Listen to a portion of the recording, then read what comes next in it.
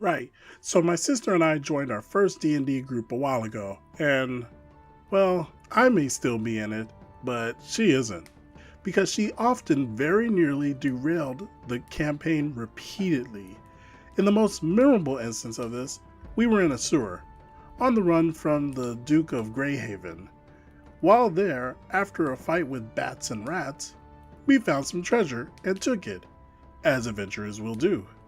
Then we went off to hide while 5 NPCs rushed past. We assume they are the group who put the treasure there. They haven't spotted us. They are going away. We can completely avoid fighting them.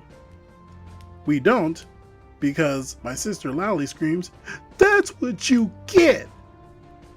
There's a pause as everyone tries to take into account what just happened. Then our paladin asks, "Did you say that in-game?" I can see the gears in my sister's head turning, like debating if she actually did say it out loud. Then she says, "Yes."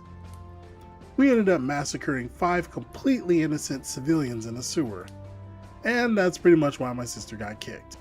I like how there was a moment of the sister processing what she just did, and she still went for it anyways. The player who refuses to learn.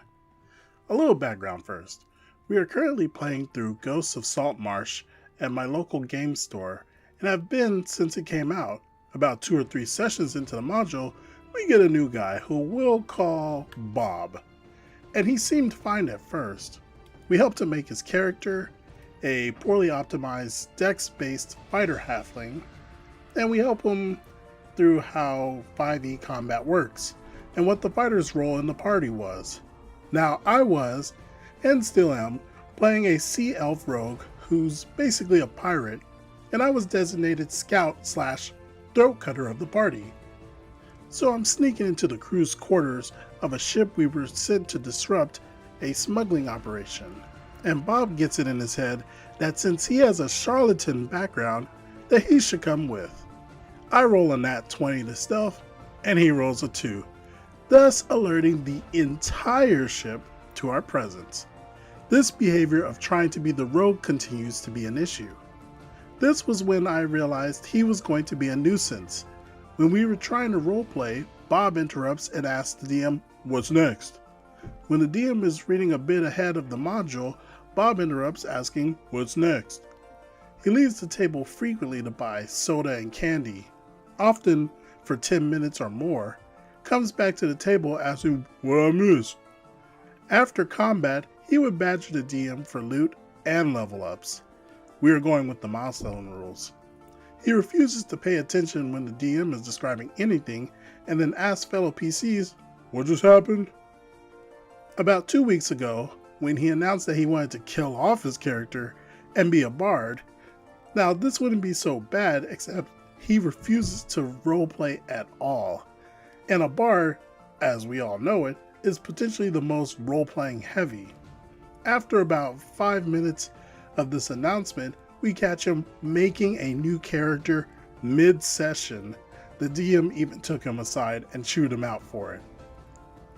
I am usually able to look past that kind of thing, but last session, in a combat-heavy session, we catch him watching anime. When it was his turn, shake my head. It feels like we've tried everything, but Bob just seems like he's not gonna learn. I'm open to suggestions. How would you deal with such a player?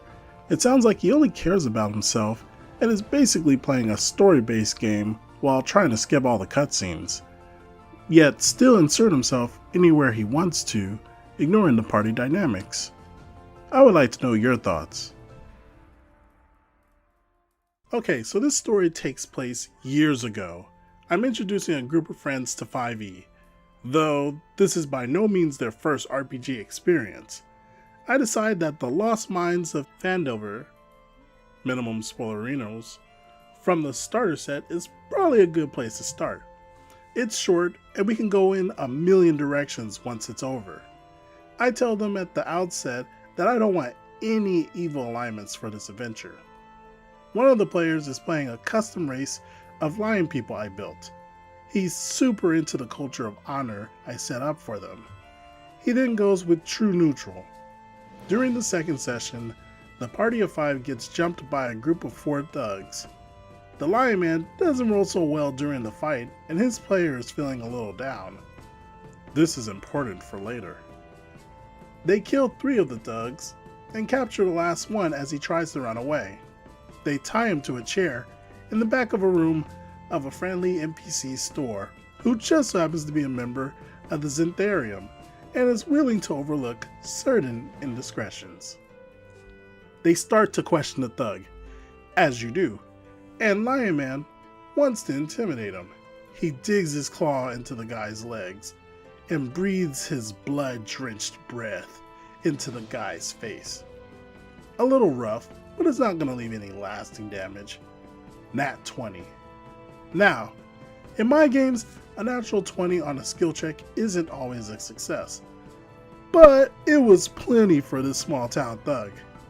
The guy wets himself and starts blubbering, terrified for his life. He spills everything he knows and answers any question they ask, even the silly ones. Now, this is where things start to go wrong. You see, Lion Man decided that he had been dishonored in the fight due to his own poor performance, and he's going to take it out on this guy. He sharpens his claws on the poor guy a little longer and then bites out his throat.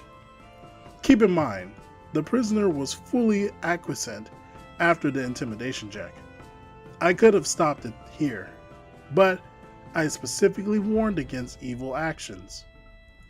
The rest of the party is a little taken aback, but what's done is done. They bury the body in a shallow grave with no rites and move on.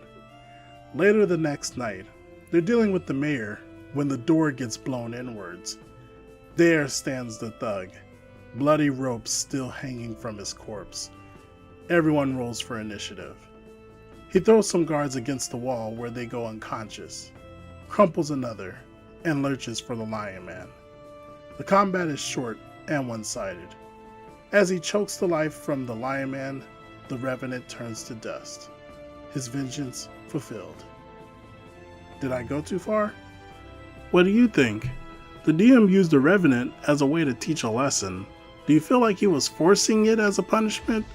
Or was he in the right to make a vengeful spirit because the character went too far?